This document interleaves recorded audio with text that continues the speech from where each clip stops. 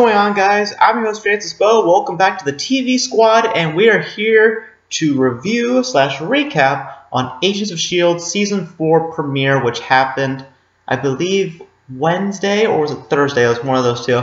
But I'm here to talk about it for you guys, and the first thing I wanted to get out of the way is that, yes, there's a different colored wall behind me.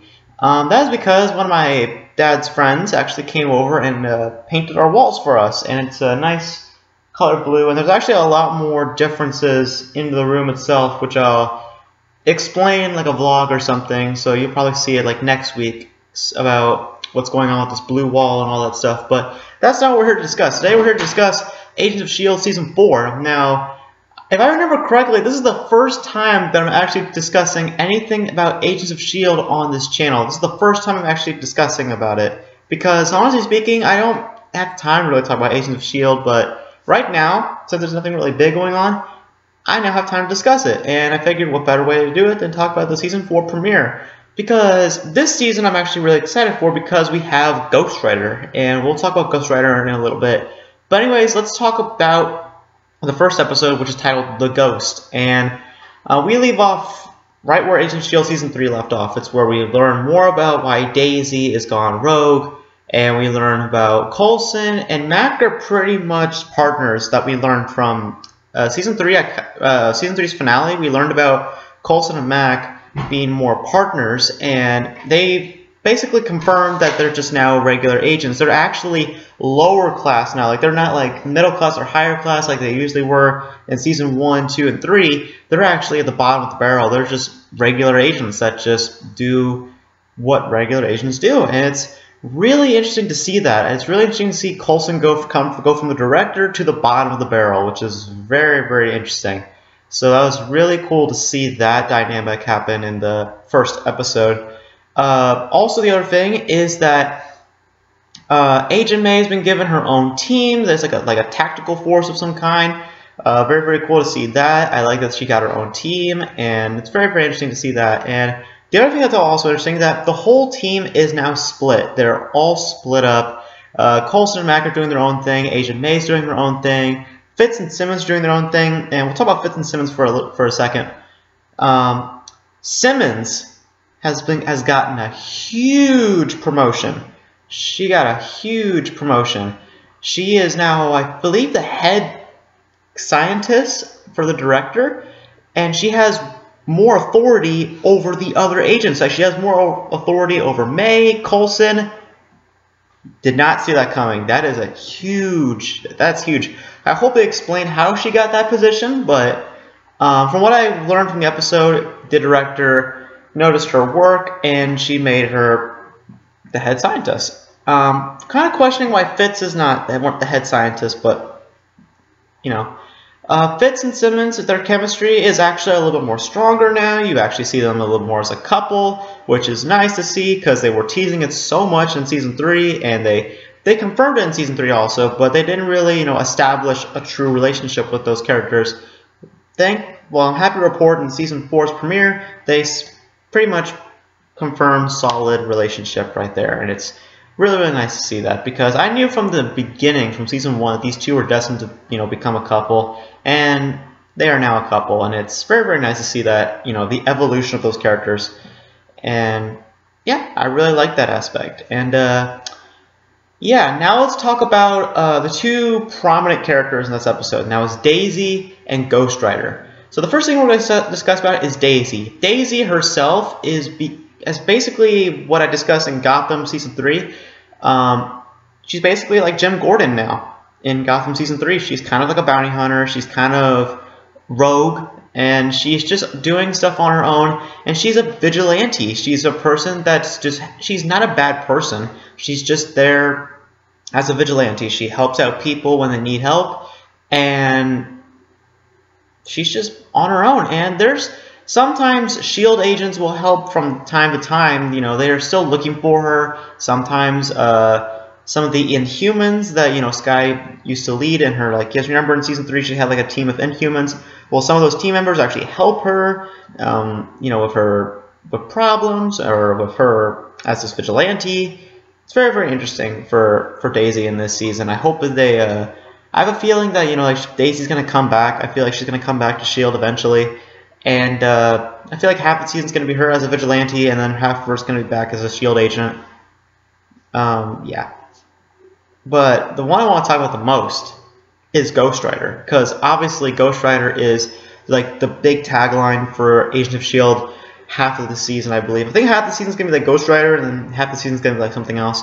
But I will say this: Ghost Rider is great. I really like this Ghost Rider. Definitely way better than the Nicolas Cage version.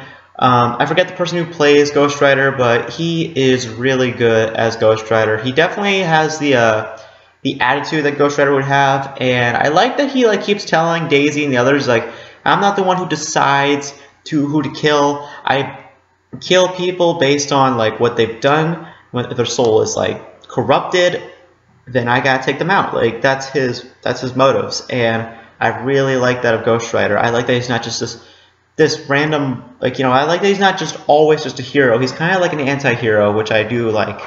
And the other thing that I noticed also in this episode, I don't think that I would love to see this happen, but I feel like they kind of teased it in this episode. I think that they're hinting at a Ghost Rider TV series. Did anyone get that? I feel like they're hinting at a Ghost Rider TV series because, first off, it would make total sense if they do a Ghost Rider TV series. Maybe a Netflix Ghost Rider TV series. That would be pretty awesome. Or maybe a spinoff. Because, if you guys don't know, Agents of S.H.I.E.L.D. has been trying so hard to get a spin-off series of someone. They tried it with the Mockingbird and I forget who the other character is. But you know those two characters from Season 3 who had to leave S.H.I.E.L.D. because of certain reasons? Yeah, those two characters, they were planned to have their own spin-off series. And that got completely canceled for certain reasons.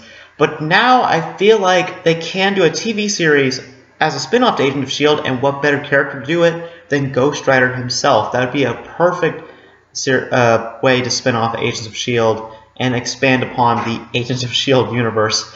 So, and I do like that they are addressing things like I like that they're addressing about like how certain events happen in Season 3, and I like how Simmons is more of she's more of a leader type of character now in this episode. I kind of noticed that. Like she's telling Maze, like, look, I understand that I have more authority over you, but I'm not doing this because I want this job. I'm doing this because I'm trying to help you guys. Like I like that she's like trying to tell the team that I'm not trying to be a person who doesn't give an F about you guys. I'm just here to just, you know, have connections with the director and have connections with you guys.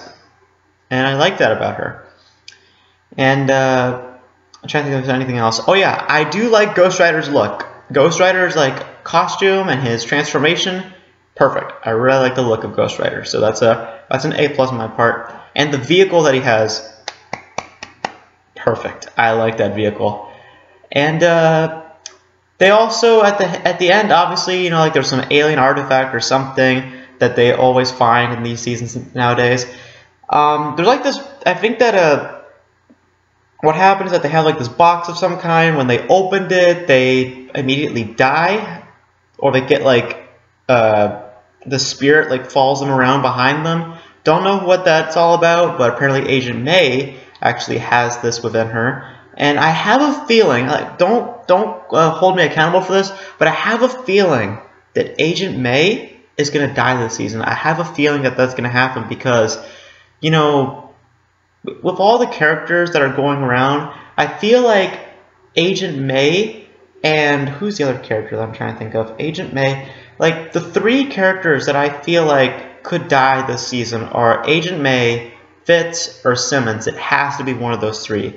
It cannot be Coulson, it cannot be Mac, or it can't be Daisy, because those characters are needed. They need to be in the series, and they're just people that are necessary. Agent May, Fitz, and Simmons, on the other hand, right now, according to Season 4's premiere, they don't seem to be having much to do. I mean, Agent May has her own team, I guess, but Simmons is just a scientist, and Fitz is just learning about this Ex Machina type of robot.